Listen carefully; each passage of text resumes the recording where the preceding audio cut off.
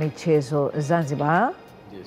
Karibu sana studio. Asante sana. Karibu sana ndani ya mjengo, ndani ya Asubuhi Njema. Nashukuru. Kumekucha salama? Salama kabisa. Uko vizuri? Mpaka sasa. Uko tayari? Kuna nini kwenye michezo? Kwenye michezo sisi kuna neema tu. Kama kulisema sijajayo ni neema tu. Sasa kuna neema zaidi au sijui nitumie lugha gani, lakini kwenye michezo tuna neema kwa sababu kwa haraka tunasema awamu hii ya 8 sekta pekee imetumia mabilioni ya hela nyingi kuliko sekta yote ni sekta ya michezo. Kwa hiyo takriban bilioni 300 na 400 na ukichanganya miundombinu yote yani manake. Kwa hiyo kwetu sisi ni kuzuri zaidi. Wewe ni mrajisi wa vyama vya michezo Zanzibar. Upi wajibu wako hasa? Wajibu wangu mimi ni msimamizi wa sheria. Mrajisi kwa tafsiri ya haraka ni msimamizi wa vyama vya michezo kwa majukumu makuu mawili. Moja, kuvisajili kwa mujibu wa shirika, mila na desturi zetu. Michezo ina kanuni na taratibu zake kidunia, kikanda na kinchi. Kwa hiyo kazi yangu kubwa ni kuangalia michezo duniani inafika takribani 1000 na kwa hiyo kila mchezo mtu anapoingia, kazi yangu kubwa ni kuangalia huu mchezo kwa tamaduni zetu na kwa mila zetu, je, tuendelee nao. Kwa hiyo kupitia sheria zetu ambazo zimetungwa hapa kwetu, mimi najaribu kufanya compliance, kulinganisha tamaduni zetu na mchezo huu kama unakubalika na usajili. Lakini kazi nyingine ni kuhakikisha sasa hiyo michezo inafuata hizo sheria ambazo zinaongoza mchezo husika. Kuna michezo ambayo haikubaliki kisheria ndani ya nchi yetu na ipi kama? Michezo hii inaendana na tamaduni kwa sababu michezo yote wanaocheza hiyo michezo watakuwa wana staili ya mavazi. Hata sasa hivi tunapata shida kwenye mpira wa miguu. Lese ni kupe mfano halisi sana. Tunapata changamoto kukuza mpira wa miguu wa wanawake kwa sababu ya tamaduni zetu na namna wale watoto wa kike wanavovaa ni vitu vile haviendani. Kwa hiyo tunapata shida kuona tunafanyeje ule mchezo kuweza kuueneza. Kwa hiyo utakuta hata wanaocheza wengi, wachezaji wanaocheza hapa Zanzibar ni wachezaji kutoka Tanzania bara, lakini wale watoto hasa wenye damu na asili ya Zanzibar ni ngumu kwa sababu hata wakiutizama tu wanahisi namna wanavovaa wale wachezaji. Tunajaribu kutafuta namna ya kuona inawezekana tukatafuta baadhi ya mazingira ambayo yanaweza yakaendana na tamaduni zetu na ule mchezo ukawa unapata nguvu. Lakini bado ni changamoto kwa sababu ukiwaambia wale watoto wa kike wavae ushungi kama ulivyopendeza wewe hapo, ukienda kwenye mashindano yao kafu nane watakwambia wasiwe hivi. Sasa kuna changamoto nyingi. Kwa hiyo mimi kazi yangu kubwa ni kuangalia hiyo ni moja, lakini iko michezo kabisa ambayo kwetu haijaingia, lakini ni ngumu mno kuileta huku kwa sababu ya na hatutabiri, tunasubiri ifike, tunaangalia ndo tunasema huu kwa tamaduni zetu huu hautufai. Tunasema miundombinu katika sekta ya michezo. Tumeiona serikali ya awamu ya 8 chini ya uongozi wa Dr. Mwinyi, ulitangulia wewe kusema billions of billions zimetumika kwa ajili ya kuimarisha miundombinu katika sekta ya michezo. Na mpaka sasa tayari tumeanza kufunguka na macho yetu mashuhuda imeanza kushuhudia miundombinu hiyo iliyowekezwa katika sekta ya michezo. Hebu tuambie mpaka sasa hivi namna gani katika kuboresha sekta hii kupitia miundombinu mipya, lakini vipi katika masuala ya uchumi kupitia miundombinu hii mipya kwenye sekta ya michezo? Neno ambalo mimi napenda niwaambie watazamaji wetu ni kwamba kazi kubwa ambayo imefanywa na serikali yetu, tunapaswa sisi kama wasimamizi wa sekta michezo kutafsiri maana halisi ni nini na hii inawanufaishaje wananchi moja kwa moja. Haya yote yanayofanywa, malengo ni dhamani. Tulikuwa tunasema michezo ni kwa ajili ya afya na burudani, lakini michezo halisia wake kwa sasa kila mmoja anakubali kwamba ni ajira. Hata hiyo afya inakuwa ni sehemu tu, ukisema burudani ni sehemu tu, inatuunganisha ni sehemu, lakini eneo kubwa inainua uchumi wa nchi, lakini pia na uchumi wa mtu mmoja mmoja. Kwa hiyo uboreshwaji pamoja na uanzishwaji wa miundombinu mipya ambayo imefanywa hapa Zanzibar ni fursa ambayo sisi kama wasimamizi wa sekta ya michezo tunapaswa kuitafsiri kwa lugha rahisi. Inawezekana Mheshimiwa Rais kwa maono yake yale yote aliyoyafanya bado watu wanaona tu kama anavyosema mwenyewe kwamba ni uongozi unaoacha alama, lakini sisi kama wananchi wa kawaida tunapaswa au sisi kama wasimamizi wa sekta tunapaswa sasa kuwatafsiria wananchi hii alama wao wananufaika vipi moja kwa moja. Kwa miundombinu hii ina mambo mengi, lakini ukija kwenye upande wa nchi tunasema sisi Zanzibar uchumi wetu tunategemea zaidi utalii, na moja kati ya eneo ambalo linapelekea utalii usio wa season, usiwe na ile high season, yani usiwe na wakati, uwe ni utalii wa wakati wote, ni ukiwekeza kwenye michezo. Ukiwekeza kwenye michezo, nchi ikiwa na miundombinu bora kwenye michezo, unajipa asilimia nyingi za kwamba kila wakati, kila mwezi, kila utapata matukio ya michezo, aidha ya kuandaa nyinyi wenyewe katika nchi, ama kuna watu watakuwa au ambao yatakuwa yanaandaliwa na mashirikisho. Na mashirikisho kwa kwetu hapa sisi tuna vyama 46. Vyama 46 manake hivi vyama vyote vina mashirikisho ya duniani 46 ambao wenyewe wana matukio kila kukicha. Kwa hiyo tukitafsiri kwa vitendo uwepo wa miundombinu hii unatupa sisi fursa ya kuandaa matukio hayo kila mwezi, kila wakati, hali ambayo utaitafsiri kwa haraka kwamba hata uchumi wetu sasa kupitia utalii utakuwa na guarantee, utakuwa uhakika kwamba kila wakati sisi tutapokea wageni kupitia michezo. Lakini sasa sisi kama wananchi wa kawaida, hiyo tukileta utalii manake serikali itapata kipato kupitia sekta ya utalii. Lakini sasa wananchi sisi tunanufaika vipi na miundombinu hii? Popote ambapo wamejengwa yani mfano viwanja vya michezo, haraka thamani ya ardhi eneo hilo inakuwa. Kwa hiyo yeyote ambaye yuko karibu na eneo lolote la uwanja ni yeye sasa kutafsiri na kuelewa kwamba kitu gani kimesogea kwake ambacho kinaweza kumnufaisha kwa uchumi wake yeye binafsi. Popote ambapo panajengwa uwanja, cha kwanza ardhi inaongezeka thamani. Kwa hiyo hata kama una eneo lako, hata kiwanja ambacho bei ambayo ungeuza kabla ya kujengwa uwanja na bei ambayo utauza baada ya kujengwa uwanja ni tofauti. Na ni kwa sababu inakuwa ni eneo tayari limewekezwa matukio ya kila wakati. Kwa hiyo ni rahisi mtu kubuni mradi wote wa biashara. Hiyo ni kwa haraka. Lakini niseme tunapofanya matukio makubwa sasa ya kimataifa, yenyewe yanaenda mbali zaidi. Kwa hiyo unaweza ukaona ukiwa mjasiriamali wa mama ntilie utanufaika, ukiwa ni bodaboda, ukiwa ni dereva taxi, wale wanaokuja wanahitaji kusafirishwa.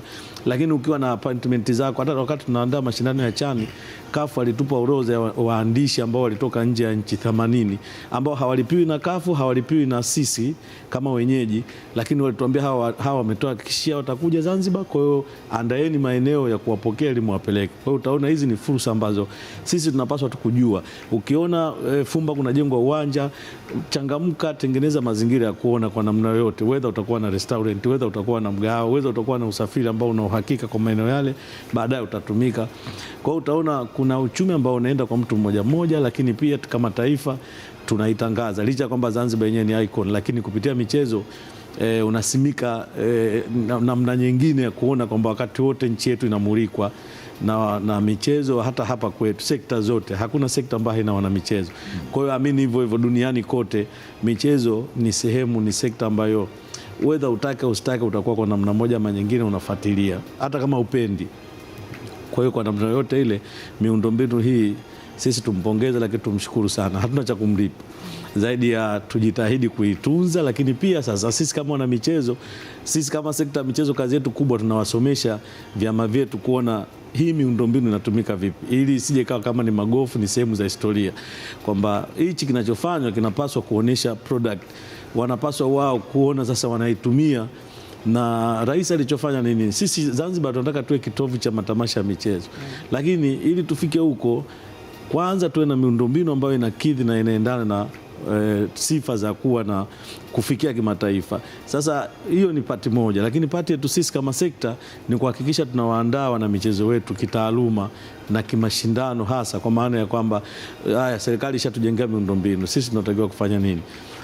Kama mwanariadha tukutafutie mwalimu akufundishe namna ambavyo unaweza ukashindana na kimataifa na ukaweza kuleta medali za dhahabu na vitu kama hivyo. Kwa hiyo kwetu sisi ni furaha mno na si utani. Kwa Zanzibar ukifanya takwimu, hata kama utafuatilia, sekta pekee ambayo imechukua mabilioni ya pesa ni sekta ya michezo. Kwa hiyo unashindwa lugha nzuri ya kumsifu au kumwambia, lakini sote tunaona, na sisi kama sekta, wasimamizi wa sekta ya michezo tunapaswa kumlipa kwa kuwasimamia vyema hawa tunaowasimamia, kuhakikisha wanafuata utaratibu, lakini pia wanaleta matokeo chanya ili yaendane na kila ambacho Mheshimiwa Rais na wasaidizi wake wamekifanya kwa wakati wake.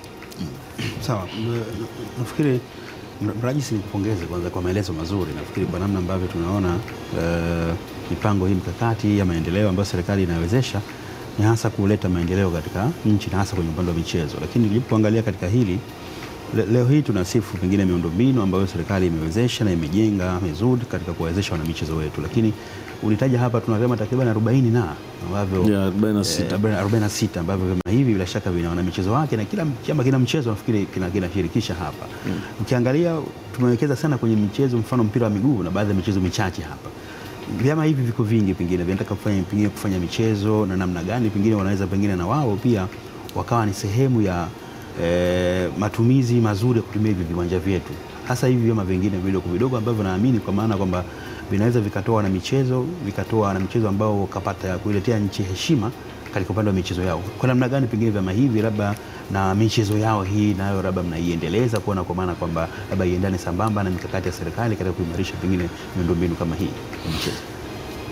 Unajua, kitakwimu hivi vyama ambavyo vinatafsiriwa kama ni vyama vidogo, bahati mbaya kwenye michezo hakuna mchezo mkubwa au mdogo, hakuna chama kikubwa ama kidogo. Kinachokuwepo ni kuna vyama ambavyo vinafuatiliwa sana au vinapendwa sana. Kuna mchezo ambao una influence sana kwenye jamii. Kwa hiyo hata kwenye taratibu zetu za kusajili tunazo sifa kwamba mchezo huu ili usajili chama cha taifa lazima utimize vilabu 10 mfano kwa wilaya, kila wilaya. Lakini kuna michezo, kwa mfano kuna mchezo unaitwa amputii. Mchezo wanacheza watu wenye ulemavu wa mguu mmoja na mkono mmoja. Ukiangalia hao watu, ukiweka masharti ya kwamba upate vilabu 10 kila wilaya, huwezi kuwapata ulemavu ambao wako na hali hiyo. Kwa hiyo utaratibu tu na busara inakuelekeza kwamba inawezekana ukasema ukawa na timu 2 tu Zanzibar yote na ukatengeneza na shirikisho. Sasa michezo hii ambayo tunaiita midogo, hii michezo kwa kweli ndio michezo ambayo inafanya vizuri mno nje ya Zanzibar. Mwaka jana kama sijakosea, mwaka juzi Rais alisafiri, alienda Ujerumani na walienda na chama kimoja kinaitwa SADS, chama cha watu wenye ulemavu wa usikivu. Na wale watoto walifanya vizuri na walitokea nafasi ya pili. Hata jiuzi wakati Mheshimiwa Waziri wa sasa wa Wizara ya Michezo, wakati anazungumza na wadau wa michezo, wenyewe walisimama na wakasema wanatamani kuona wale watoto wanaandaliwa hafla ya kupongezwa, kwa sababu kitu alichokifanya kikubwa na ilikuwa ni mashindano ya kidunia, so mashindano ya Afrika au ya nchi 2-3 hivi. Kwa hiyo utaona tu kuna wakati kwa sababu hatuyaelezei, maybe hatupati nafasi ya kuyazungumza, kuwasifu, watu wanakosa kuelewa, kuona kwamba kumbe kuna michezo tunaiona ni ya kawaida lakini tunafanya vizuri.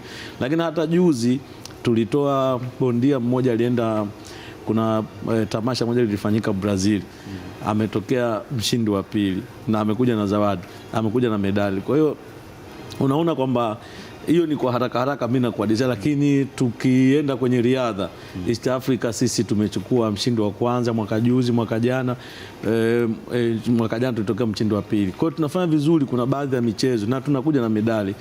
Tunachopaswa kufanya sisi kama sekta ni kutengeneza aidha vipindi au kuona tunaandaa utaratibu ambao utakuwa unaonekana na jamii, ili waweze kuona, ili kama kuna chama hakifanyi vizuri kiweze kuona kinaweza. Lakini hata mwaka jana chama cha karate kilienda South Africa kwenye mashindano ya Afrika, lakini wakatokea washindi 3. Kwa hiyo tunafanya vizuri. Kuna baadhi ya michezo ambapo utaona sisi tunachokiangalia kimoja tu, mpira wa miguu tukitokea nafasi ya pili Zanzibar yote inalindima lakini wako ambao wanafanya vizuri. Tunachopaswa kufanya, tunakiri inawezekana kuna pahala sisi kama sekta tumedelay kuwaweka wale, kuwapa au kuonesha kwamba na wao wapo na wanafanya vizuri. Na hata hii kuwepo miundombinu hii imetusaidia kushuhudia sasa hivi tumehost mashindano ya kimataifa hapa ya basketball zone 5 ambapo nchi za Afrika, ukanda huu wa Afrika Mashariki na Kati wamekuja hapa wakati huko nyuma tulikuwa hatuwezi kufanya kwa sababu miundombinu yetu ilikuwa hairuhusu, lakini tumefanya mashindano ya riadha ya East Africa hapa, karate tumefanya East Africa hapa. Kwa hiyo kuna mambo mazuri yanafanywa, maybe tutatafuta namna nzuri ya kuona, na nyinyi waandishi mkitusaidia tunaweza tukaya expose na watu wengi wakayaona. Lakini uboreshwaji unaofanywa, ndio maana narejea kusema kazi yetu kubwa tunabidi tuitafsiri sasa kwa lugha rahisi kwa hawa wana michezo, kuona wanatumia hii fursa. Otherwise kitakachokuja kutokea ndio hicho tunachokiona. Yanga, Simba, Azam, Singida sina atakuwa na mechi atasema naomba kuja kutumia Zanzibar. Malengo ya serikali si kuona tunawaazima sana watu, tunawakaribisha sana watu. Malengo yetu ni kuona sisi wenyewe tunaonekana kimataifa kupitia miundombinu yetu. Kwa hiyo miundombinu tulionayo bora, lakini na sisi timu zetu na wana michezo wetu tunatamani wafikie kwenye ubora ambao wao wenyewe ndio watakuwa na faida na wanaitangaza Zanzibar kupitia vipaji walivyonavyo. Sawa. Mrajis, na mimi nikupongeze pia kwa kazi nzuri ambayo mnaifanya, lakini tukisalia hapo katika aina hii ya michezo mingine, moja ya kazi ambayo ulituambia una usajili wa hivi vyama vya michezo. Ndio. Na pengine tuone baada ya kusajili, lakini utaratibu wa kuvifuatilia vyama ili kuendelea kutimiza wajibu wake. Kwa mfano kuna mchezo kama wa bao, tumewahi kusikia pia una chama mchezo kama huu, lakini hatuoni shughuli zozote zikichukua kasi kwenye upande wa kimichezo kuhusiana na bao. Pengine namna ya kufuatilia vyama hivi kutimiza wajibu wake, lakini pia kutekeleza mipango kazi kwenye hilo nafanyaje? Kiukweli kabisa wakati tunakusajili tuna mambo mawili makubwa sisi lazima tukushirikishe nayo. Moja, utuhakikishie, unajua kuna watu wanakaa wanaona kama serikali ndio ina wajibu wa kuvisaidia vyama kifedha ili kuendesha hivyo vyama. Lakini kazi ya serikali ni kukusaidia miundombinu, kwa sababu kunatumia mabilions of fedha ambazo hata watu wa mpira wa miguu ngeambia wajenge hivi viwanja kimoja tu wasingeweza. Kwa hiyo unaona serikali imetimiza wajibu wake. Kwa hiyo na sisi kama ni sehemu ya serikali, mimi kama msajili, kazi yangu kubwa sasa, unapokuja kutaka kusajili, cha kwanza unihakikishie una vyanzo vyako vya fedha ili huo mchezo uendelee. Kwa sababu kama serikali haiwezi kuwa inaandaa matamasha ya kuendeleza huo mchezo, isipokuwa wewe kama mdau au mwanamichezo unatakiwa wewe mwenyewe sasa utengeneze namna sisi tukusupport. Kwa hiyo lazima ulete mpango kazi, na kanuni kifungu cha 23 cha kanuni ya usajili wa vyama vya michezo kinaelekeza moja kati ya wajibu wa vyama ni kuwasilisha mpango kazi pamoja na ripoti ya ukaguzi wa fedha kila mwaka pale kwa msajili. Na lengo ni kuona kama una pesa unaipata unaitumiaje, lakini pia kuona una mpango wowote ambao labda, kwa sababu sisi kama serikali kupitia miongozo yetu ikiwemo ilani ya Chama cha Mapinduzi, mpango dira ya maendeleo pamoja na sheria zenyewe na sera ya michezo, tunayo mipango ambayo sisi tumeweka. Kwa mfano ukija kwenye ilani watakwambia tunataka tupate medali kwa michezo yote 1000 kwa mwaka huu. Kwa hiyo sisi tunataka tuone mpango wako wa kushiriki mashindano ambayo wewe yatakuwezesha kupata hizo medali. Sisi tutakusupport kukusafirisha. Ninaposema tunashiriki mashindano kama timu imeenda South Africa, serikali inatoa fedha na wawezesha kuwasafirisha watu. Lengo letu ni kwamba hizo medali tuzione. Kwa hiyo sisi kwa upande wetu sisi tunatumia wajibu. Lakini jingine ambayo tunasisitiza ni kuona vyama vinakuwa na vinafuata utawala bora kwenye engo ya uongozi, kwamba kila katiba ina aidha miaka 3 au 4 mufanye uchaguzi. Kwa hiyo hilo ni jambo la msingi ambalo tunalisisitiza. Na mimi nikuambieni jambo moja ambalo toka 2021 nimekuwa mrajisi wa vyama vya michezo. Kabla ya hapa au wakati naingia kulikuwa na migogoro mikubwa mno, na ilipelekea hata kupata ufadhili na kuwa ni ngumu. Kwenye michezo kunapokuwa na vurugu hakuna mtu anaweza kaeka fedha. Lakini Mheshimiwa Rais alifanya jitihada za kwanza kutohakikishia kwamba atafanya vyovyote kuona michezo inapata fedha. Kwa hiyo sisi kama wasimamizi wa sheria, la kwetu lilikuwa ni moja, kuhakikisha tunajitahidi kuondoa migogoro hiyo. Kwa hiyo kwa mfano kwenye football, kwenye basketball, riadha walikaa miaka 10 hawajawahi kufanya uchaguzi. Watu wa swimming walikaa muda mrefu unaofanana na huo, kama miaka 8 hawajafanya uchaguzi, lakini tatizo lilikuwa ni vurugu na hawawezi kufata utaratibu.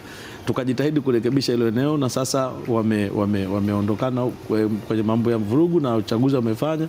Kwa hiyo hata football isingepata udhamini ambao unaopata sasa kama si jitihada kwanza za kuondoa vurugu.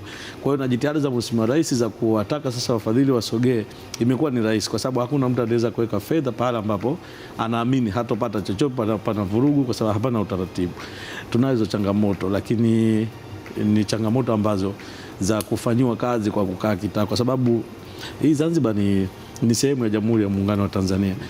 Vyama vyetu vyote vina vyama pacha. Yaani ukiona swimming hapa kuna swimming Tanzania bara, ukiona football hapa kuna football Tanzania.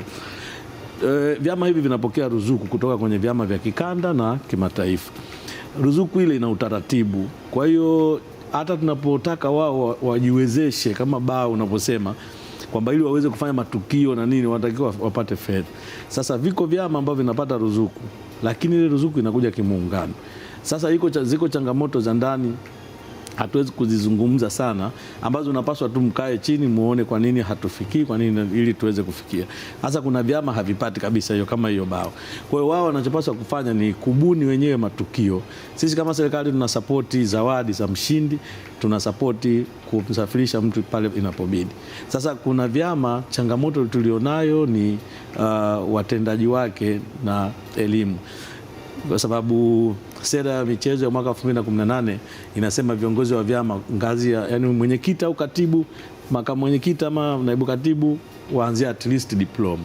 Na hii ina maana kwa sababu dunia sasa elimu ndo kila kitu. Kwa hiyo tunatamani hata kwenye michezo tuende na wakati unavyoenda. Kwa hiyo hata kama huna hizo sifa, ukimwambia mtu andika pepa kuomba pesa hawezi. Kwa hiyo michezo kama hii ya asili kama hiyo bao, viongozi wake si kusudi kuwa nitumie lugha gani sijui, kwa sababu wamefanya kazi kubwa wenyewe, wako toka mwaka 1985 toka michezo hiyo inasajiliwa. Lakini unaona kuna hitaji mabadiliko, kuna hitaji, huwezi kumtoa mtu kwenye nafasi kwa nguvu, lakini unatamani pakiitishwa uchaguzi kuna watu wajitokeze. Hasa michezo hiyo wanaoiongoza ni wazee wetu.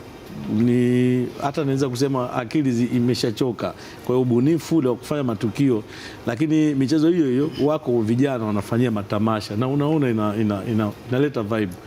Kwa hiyo sisi kazi yetu kubwa ni kuwaelimisha vijana na kuwaelimisha wale wazee waone wanaacha urithi, waweze kuwasogeza vijana, waweze kuwasaidia, kwa sababu vinginevyo hakuwezi kuonekana mabadiliko kwa sababu ya mazoea labda, na kwa sababu ya elimu labda, kwa sababu hawezi kuwa mbunifu kwa mujibu wa sasa hivi wakati tulionao. Kwa hiyo kwenye michezo kuna changamoto ambako sisi kama baraza tumeweza kufanya jitihada moja ya kuendesha mafunzo kwa vyama vyote namna ya kutafuta fedha, ili ifike wakati wasiamini kwamba serikali ndio ina jukumu ya kuendesha, isipokuwa wao usafu fedha zipo. Kwenye utalii tulionao hoteli zote zinatusapoti. Kwa hiyo tuna namna tu ya kujiongeza kuona wao wewe utaofa nini kwao ili na wao waweze kukusaidia. Katika hili la swala la utafutaji fedha, lawama imekwenda, tuite lawama moja kwa moja kwa wasimamizi wa vyama vidogo vidogo vya michezo ambao bado wanaonekana wana uzamani zaidi kuiangalia dunia ya leo, lakini haiwezi kubaki dunia ni ya leo alafu uendeshaji ukawa wa kizamani, mambo yakaenda sawa. Ila nyinyi baraza mnachukua hatua gani za makusudi kutoka ndani ya viti kwenye ofisi zenu na kuwafikia wale ili kuwapelekea elimu ambayo italeta mabadiliko kwenye vichwa vyao? Moja kati ya kazi yangu mimi katika ofisi ya Bryce ni tunapokutana na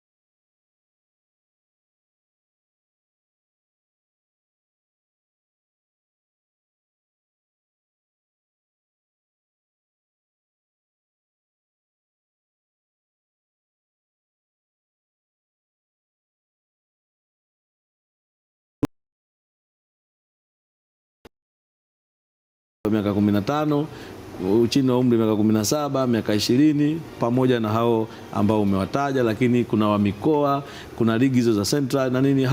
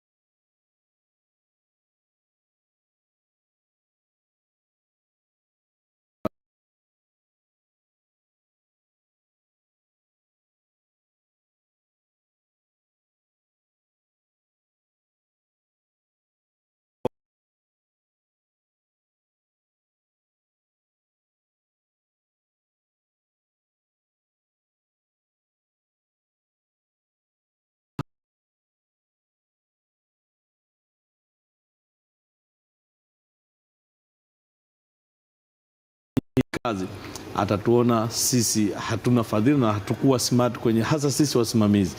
Kwa sisi licha Mheshimiwa Rais ametoa maelekezo yake, na sisi tunataka kwa haraka sana watu waanze kutumia. Kwa hiyo utaratibu tu unawekwa kuona tunafanyeje ili wale watu watumie, lakini ile miundombinu bado ibakie vile vile, kwa sababu vinginevyo ukisema tu basi haya tumieni, viwanja vishajengwa, baada ya mwaka mmoja tutakuja kuona, tutalaumiwa hata sisi kwamba hamkuweza kufikiria vizuri nini cha kufanya. Kwa hiyo mimi nimeona Mheshimiwa Waziri kuna kitu anakiandaa kizuri tu, nimpongeze kwa hicho ambacho amekiandaa, na mwenyewe kwa sababu si msemaji wa wizara, naamini katibu au yeye waziri atakuja kutoa ufafanuzi wakati wote kuwaelezea Wazanzibari namna gani viwanja vitatumiwa, na lengo ni hilo hilo tu, kwamba hatutaki waendelee, kwa sababu maendeleo ya michezo yanaendana na miundombinu. Kama sisi kwetu tunataka tuwe na vijana akina Feitoto wengi, lazima tuwe na viwanja vya kisasa, kwa sababu huwezi kucheza kwenye vumbi alafu baadaye unaenda kucheza. Lakini kama ataanza toka mdogo anacheza kwenye viwanja hivi, naamini tutakuwa na wachezaji wazuri, na utaratibu mzuri upo. Naamini hautopita hata wiki mbili, sidhani kama itamaliza, utatangazwa utaratibu na vijana wataenjoy. Kwenye hilo pengine Mrajis, kuna changamoto nafikiri wakati wengine najitokeza, hasa katika masuala mazima ya kuandaa pengine wataalam hasa kutoka Zanzibar, kwa maana kwamba nikimaanisha labda makocha pengine labda walimu ambao wanaweza pengine baadaye wakaja kuwa hadhina kwa ajili ya kuwafundisha pengine ama kuwafunda pengine vijana wa sasa hivi. Tunafahamu baadhi ya michezo kuna baadhi ya mfano viongozi wao ama wale walimu wao wameshakuwa pengine age, watu wazima, umri umekwenda zaidi. Nafikiri hakuna taratibu wa kuzalisha pengine vijana wengine katika hili. Sijui kama serikali ama pengine mfano baraza, hasa pengine Mrajis, katika kusaidia hili, namna gani pengine mnaandaa sasa utaratibu mzuri wa kuhakikisha kwa maana kwamba sasa tunaandaa pengine vizazi vijavyo vije kurithi vizazi vya sasa hivi ambavyo pengine umri wao sasa unaelekea ukingoni, na wao mambo mengi wamefanya katika nchi yetu. Nafikiri hilo kama nisema changamoto. Nikiri na niseme tu kwamba si tu kwenye yengo ya kwamba kwa sababu ya umri, lakini pia kwa sababu ya basic knowledge, yani elimu hii ya msingi. Unajua, kwa mfano serikali miaka miwili nyuma tuliwasomesha makocha kupitia wizara ya habari, tuliwasomesha makocha wa mpira wa miguu leseni A CAF, ambayo inamruhusu sasa kufundisha mashindano ya CAF makubwa yote yanaweza kasimama. Kwa hiyo serikali ilitoa fedha na watu wamesomea 5 wanafika, na si fedha kidogo. Lengo lilikuwa ni hiyo, kwamba sisi tunataka tuwe na timu bora, tushindane kimataifa. Sasa hatuwezi kuwa na wachezaji wenye vipaji lakini walimu wanaosomesha hawana hiyo qualification, hatuwezi kufika.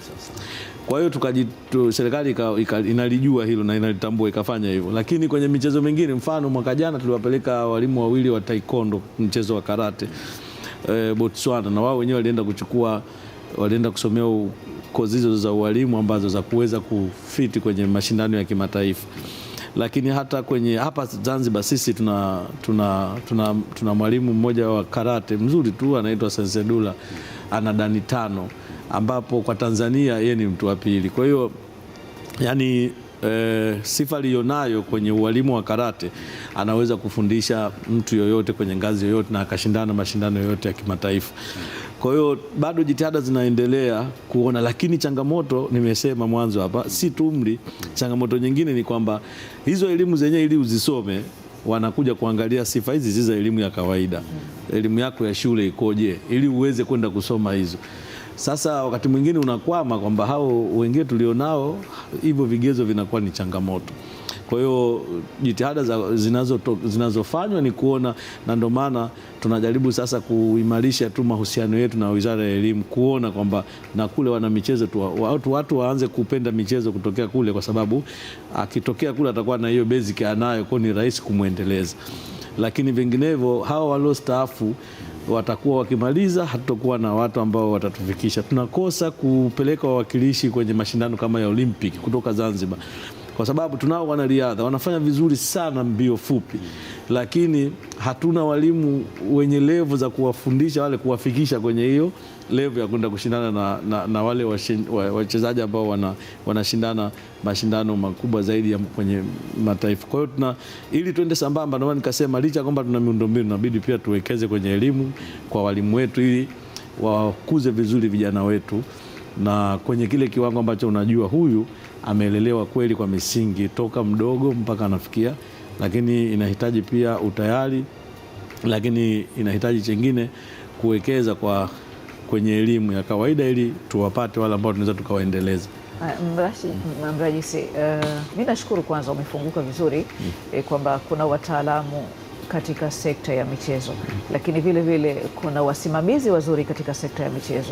Ukatolea mfano wa mmoja ambaye yuko kwenye masuala ya kung fu, nafikiri umesema kama karate, kwamba kuna medani 5, mtu wa pili sijui Tanzania. Umeikiri hii na tokeo umekalia hiyo nafasi, umesema kwamba ilitoka 2021. Ndio. Bado unatupa ahadi ya kwamba mtajitahidi? Amna, unajua maendeleo ni mchakato, na yoyote asiyokubali kwamba maendeleo ni mchakato hawezi kupata maendeleo. Kwa sababu wakati unataka mageuzi unakumbana na changamoto tofauti. Mfano, mimi nimesema hapa, unatamani uwe na walimu kwenye sekta tofauti, kwenye vyama tofauti, lakini unakumbana na changamoto. Kuna watu wenyewe hawana hata hizo basic, kwa hiyo inabidi utafute namna nyingine. Kwa hiyo ile inakuchelewesha, kwa sababu ungekuwa una watu ambao tayari wako smart, ni kuchukua ukamweka pale mnatembea. Kwa hiyo unaona kwamba ili tuendelee lazima tukubali kwamba kuna wakati tutakumbana na vikwazo, lakini kama tungekuwa tuna watu wote wako vizuri tu, kusingekuwa na shida, na mara moja tungekuwa tuna wataalamu wakubwa mno. Kwa hiyo vyovyote ilivyo, wakati huu ambao mimi niko kama msajili nitafanya la kwangu, lakini atakuja mwingine naye atasogeza jengine, na wakati huo inawezekana vijana wetu wengi watakuwa unajua hii miundombinu inavutia pia. Kuna watu wanatamani kucheza karate, lakini kwa sababu ya haoni sehemu nzuri ambayo watu wanachezea hashawishiki. Kuna watu wanatamani kucheza mpira wa miguu, lakini kwa sababu anaona tuko mavumbi hashawishiki. Lakini hii miundombinu ina sehemu pia ya mvuto, kwamba akienda tu kuchungulia basi anatamani na mimi natamani ionekane pale. Huwezi kuruhusiwa kuingia kwenye uwanja ule kucheza kama wewe si mchezaji. Kwa hiyo ile kwamba unaona uwanja mzuri uko vizuri, basi unatamani na wewe uwe sehemu. Kwa hiyo inaweza ikatusaidia hata hawa ambao wana elimu. Zamani kwenye michezo walikuwa wanakuja watu ambao wanaonekana hawana kazi, hawajasoma, ndio wanaletwa huko. Lakini let's say mimi nitoe mfano mzuri tu, sasa hivi engineer ametufunua macho, yule kiongozi wa Yanga, kuona kwamba kumbe inawezekana umesoma tu masomo yako huko, hukuwahi kupita kabisa kwa kiwango kikubwa kwenye hii michezo, lakini ukaja kwenye sekta ya michezo na ukaongoza vizuri tu, kwa sababu ya ni elimu hii ya kawaida inaendana, ni msingi bora sana ili kuweza kufika mbali kwenye michezo yetu. Kwa hiyo hatutuweza kukataa vyovyote tutakavyokuwa, lazima tunawahitaji wasomi wasogee kwenye sekta ya michezo, ili sasa tuondokane na ile fikira ya kuona michezo ni sehemu ya watu waliokosa kazi ndio twende kwenye michezo. Ni sekta ina fedha. Mchezo pekee, yani ni sekta pekee duniani ndani ya dakika 90 au ndani ya muda mfupi tu mtu analipa let's say tena dakika 90 nyingi. Watu wa boxing, watu wa ngumi wanacheza dakika 3 inawezekana kwa raundi 14 ndio mwisho. ukizitimes hizo 3 hiyo mara 14 haifiki hata dakika 60, anachukua mabilions ya fedha. Ukija kwenye mpira wa miguu hivyo, kwa ni sekta ambayo, na hiyo hachukui tu anayecheza, yule MC mtangazaji pale anayetangaza, sijui kuna daktari ambaye yuko pale anasimamia. Kwa hiyo ni michezo, kwenye michezo ni sekta ambayo ni tajiri kwa kweli, yani inakupa utajiri kwa muda, au niseme unapata kipato cha haraka kwa muda mdogo na kipato cha halali. Tuwaombe wana michezo wasomi msogee huku, ili tunaweza tukainua hii sekta vizuri zaidi. Sawa. Turudi kidogo kwenye upande wa dhamini Rajis.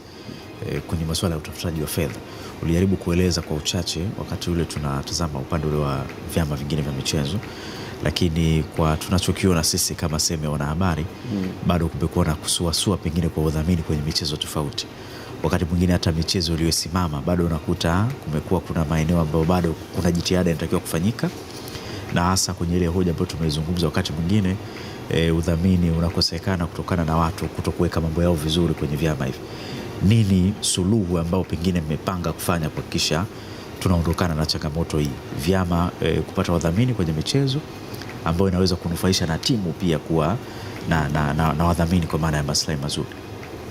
Mimi nikwambie ni kitu kimoja, kwenye level kabisa ya udhamini tuna udhamini na ufadhili. Ufadhili mimi naweza tu nikaamua nimeona watu ambao na suasua, nikatoa fedha zangu nikaambia chukueni chemu, andaeni tamasha, fanyeni hivi, au wao wakaniomba nikawapa, na nisidimandi chochote, yani nisitake wao kufanya chochote ikiwa ni in exchange, in the way of exchange, kwamba mimi nimetoa hii, tumabadilishano, kwamba nimetoa fedha, wewe sasa utanifanyia hivi. Huo ni ufadhili tu, kwa maana mimi nimekufadhili basi. Tunapokuja kwenye udhamini, yani tafsiri ya haraka ni kwamba mimi natoa fedha zangu au natoa muda wangu au natoa facility yangu, lengo na madhumuni na wewe kuna jambo ulifanye ambalo linamili linufaishe kiuchumi au kwa namna nyingine yoyote. Kama ulivyosema, sisi tuna nafasi yetu kubwa ni kuwasomesha, kwa sababu vyama 46 mrajisi mmoja ndio umevisajili, huwezi kuvifanyia hivyo kazi kwamba sasa mimi nikasimame kujaribu, lakini kubwa utakachokuwa unafanya ni kuwasomesha wale walofanikiwa kwenye hichi chama au kwenye hivi vyama, walikuwa wanafanyaje, ndio maana wanapata fedha. Kwa hiyo tunajaribu kuwaonesha kwamba nini mnapaswa kufanya, aidha kwa kuomba huo udhamini au huo ufadhili, kwa sababu wako watu wanaweza wakafadhili na wako watu wanaweza katoa udhamini. Bahati nzuri tulionayo Zanzibar, ziko taasisi zinadhamini, lakini ziko taasisi zinafadhili tu. Unajua, kama utakuja kwenye uhalisia anachokifanya PBZ kwenye mpira wa miguu na kile kinachofanywa na mpira wa miguu kwa PBZ, unazungumzia uhalisia, utaona kwamba kuna gap. Na kama utakuja ukalinganisha na nchi nyingine au ligi za wenzetu, ukaona tu NBC, tizama benki ya NBC afu mtizame mpira ule wa miguu pale Tanzania bara, afu utaona. Kwa hiyo kuna vitu vingi wanapaswa tu kujifunza hivi vyama, kwa sababu mwisho wa siku ni aibu na ni tatizo kama tumempata mfadhili au mdhamini alafu baadaye aje aone kuna jambo kwake upande wake alimwendea sawa, bora ajitoe kwenye hiyo nafasi. Lakini hakuna mtu ambaye hataki kupata platform kama ya mpira wa miguu. Tulikuwa tumjui GSM, lakini alipoingia sasa hivi hata mtoto mdogo kumuuliza GSM anajua kwamba kuna kitu kinaitwa GSM. Kwa hiyo ni namna tu ya kuweza kuwashawishi kwa vitendo na kwa kumuonesha thamani yake. Thamani ya PBZ kwa ZFF ni kwa kweli, kila siku tunapiga kelele kwa kuwaambia kwamba kuna kitu lazima umfanye, kwa sababu hii ni taasisi ya serikali, inaweza isije kuwa kutafsiriwa, na ndio watu wanavyotafsiri kwamba inawezekana PBZ anafanya kwa sababu ya Mheshimiwa Rais. Isije ikatokea Mheshimiwa Rais ametoka madarakani PBZ akajitoa. Lakini kama ZFF watakuwa smart, basi tutapata mfano kwa vyama vingine kwamba mjifunzeni kwa ZFF anachokifanya kwa PBZ. Wakati mwingine kukosolewa sisi tunaona kama tunaonewa, lakini uhalisia ni kwamba pesa ile inayowekwa pale inapaswa kuonekana thamani yake. Ile tunayosema value for money sio tu kwenye majengo. Kwa hiyo hata kwenye michezo mtu akileta fedha yake, basi unapaswa tuiheshimu na ili mtu afikirie kwenda kwenye mchezo mwingine, afikirie kwa sababu akipata hapa thamani atafikiria na kwenye mchezo mwingine na kwenye mchezo mwingine. Ni hivyo tu. Haya, kuna mtazamaji wetu ambaye anakwenda na sisi sambamba hapa. Una kalamu? Ya, na kalamu. Kitabu nacho? Nacho. Haya, andika maswali. Anaitwa Mohamed Musa, huyo anauliza hivi, we Mrajisi, unahisi wale ambao wamejitolea kukuza soka kusaidiwa? Swali la kwanza hilo. Lakini anauliza tena kwa mtazamo wako juu ya kutoa fursa za viwanja kwa vilabu husika kimafunzo. 3, academy zenu zina washirika wa nje. Lakini anamalizia anasema, michezo ya asili ina upeo gani kwenu, na wajasiriamali wana mtazamo gani kwenu kiajira? Haitakuwa mbaya kama kidogo kwenye kujibu yako kama Dr. Mwenyi vile kiufupi, lakini ina maana nzito. Mimi nianze na academy kama zina washirika. Academy ni ziko za watu binafsi. Na mpango wa serikali ni kuwa na academy. Tunachofanya serikali ni kusaidia kwa kuwapa maeneo ya kucheza na facility. Tunasaidia hilo kwenye baadhi ya academy kama ya JKU na hata hizi ambazo ziko hapa. Akina Albushiri, akina Small Simba wanacheza hapa, tumewapa hiyo fursa kwa sababu ya kuona serikali hatujakamilisha adhima yetu, basi tuwasaidie wale ambao tayari wameshaanza. Nyingine usema wana michezo wanajitolea, umeniambia kwa haraka sana sikupata kwa haraka. Wanajitolea kukuza soka, unadhani ipo haja ya kusaidiwa? Kimsingi hatuwasaidii, lakini sisi tunatimiza wajibu wetu. Kama kuna mtu amejitolea kabisa kukuza soka, na ndio maana kwa mfano kama hawa watu wa academy lengo lao ni kukuza watoto kwenye ngoyo. Kwa sisi jukumu letu sasa kuona wapi wanapwaya, yani wapi wanahitaji msaada, alafu na haui msaada isipokuwa ni kukamilisha eneo ambalo serikali imeahidi kwamba tunataka kutoa na academy. Sasa kama sisi hatujajenga bado, wewe ukiwa nayo, sisi pale ambapo unahitaji pana gap unahitaji tujalizie, basi tutajalizia. Lakini wajasiriamali kwetu ni muhimu kwa sababu unaweza kuwa mjasiriamali hata wa mambo haya ya michezo. Kuna namna nyingi ya kuwa mjasiriamali kwenye michezo, kwa maana ya huku kuna vifaa. Kwa hiyo inawezekana ukawa unafanya tu biashara lakini za michezo. Kwa hiyo na sisi tunawathamini kwa sababu kwa namna yote ila hatuna viwanda vya ndani. Vifaa vya michezo ni harama, lakini kuna mtu akijitolea inawezekana kuwa mjasiriamali kwenye ngoyo anaweza katurahisishia kuna baadhi ya mambo. Haya, tunamalizia kwa kukupa nafasi ya chochote unachotaka kukizungumza, maoni, wito. Mimi wito wangu kwa wana michezo, moja, kuhakikisha kwamba tunafuata utaratibu. Kivipi? Mfano mimi kitu ambacho nalia nacho na kila wakati napiga zogo, moja, kuhakikisha wanafuata katiba zao. Katiba zinaelekeza kila baada ya muda ufanye, kwa mfano kila baada ya miezi mitatu ufanye kikao cha kamati tendaji. Kikao cha kamati tendaji kinapaswa kufanywa kwa uwazi na kwa taarifa kutolewa, kila mmoja akajua chama fulani kinafanya kikao leo, na kila baada ya mwaka kufanya mkutano mkuu. Lazima hilo jambo litokee tena bila kulazimishwa, kwa sababu ni utaratibu wa kisheria. Lakini jengine kuhakikisha kwamba vyama hivi ni wataki wana michezo wote wanafuata utaratibu, wanajifunza namna ya matumizi ya fedha. Yani unajua kwenye michezo watu wanafikiria kwamba hakuna utaratibu wa fedha. Ukipewa mabilioni wewe tumia tu, nunua unachotaka wakati wote. Hapana. Lazima kuwe na utaratibu wa mkutano mkuu ndio unapitisha mapato na matumizi. Usipofanya hivyo maanake unakosea na unapaswa kuchukuliwa hatua. Lazima kwenye mkutano mkuu tuletee taarifa zako kwamba mwaka huu tutakusanya hichi, lakini tunatarajia mwakani tutanunua gari, baiskeli, nyumba, tutakodi hapa. Wajumbe wa mkutano mkuu waidhinishe, ndipo ukatumie. Kinyume na hapo unakosea. Kwa hiyo viko vyama baadhi wako tu kwenye utaratibu, wanaona kwamba huko hakuhitaji utaratibu. Ni si kweli. Utaratibu upo na unatakiwa ufuatwe. Kwa mimi ni kushukuruni sana na nikuombeni sana, tukipata nafasi hizi najua media nazo ni harama, bajeti zetu mnazijua. Kwa hiyo tukipata hivi vipindi hivi, inawezekana na wao watakuwa wanapata nafasi ya kusikia, kujifunza. Tukiwaambia kila siku wanaweza tukafika sehemu. Na sisi basi tunasema asante sana kwa muda wako kutenga ukaja hapa. Umetoa taaluma ambayo ni kitumai mtazamaji wetu vile vile imemfikia vilivyo. Amechambua masuala mengi yanayohusu miundombinu ya michezo, lakini vile vile umuhimu wa vijana kujitokeza katika nafasi mbalimbali kwenye maeneo ya michezo vile vile. Bwana, asante sana. Nakushukuruni sana. Asante sana. Tukutakie majukumu mema. Asubuhi ndio imeanza hii, si ndio? Kabisa. Haya mtazamaji, kumbuka hii ni Asubuhi Njema. Wakati tunajiandaa kwenda kwenye michezo, kwanza tupate mapumziko mafupi.